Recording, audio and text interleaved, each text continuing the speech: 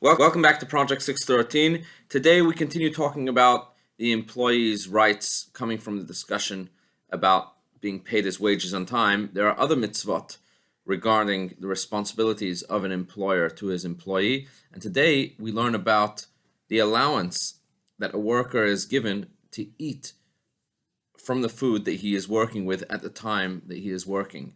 So the Torah talks about someone who is working in a vineyard and allows the worker to eat from the grapes while he is working. Or another example that the Torah gives, someone who's working in the field is allowed to take from the grain while he is working as well. The Torah uses both examples of grain and grapes in order that one shouldn't come along and say it's only in one specific case that the Torah allowed it.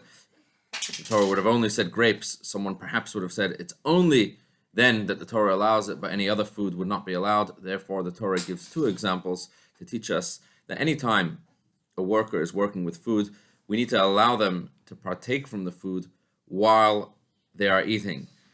Now, there are different details about how much, when, and how this applies. So, for example, from a biblical perspective, the worker is only allowed to partake from the food after he completes his job, while he is still in the field, but after he completes his job. Rabbinically, the rabbis suggested that the employer should allow his employee to eat even while he is working in order to keep him on the field for longer. So this will actually be of benefit to the employer. How much is the employee allowed to eat? The verse says, until he feels satisfied. How do we make sure that the employee doesn't abuse this allowance?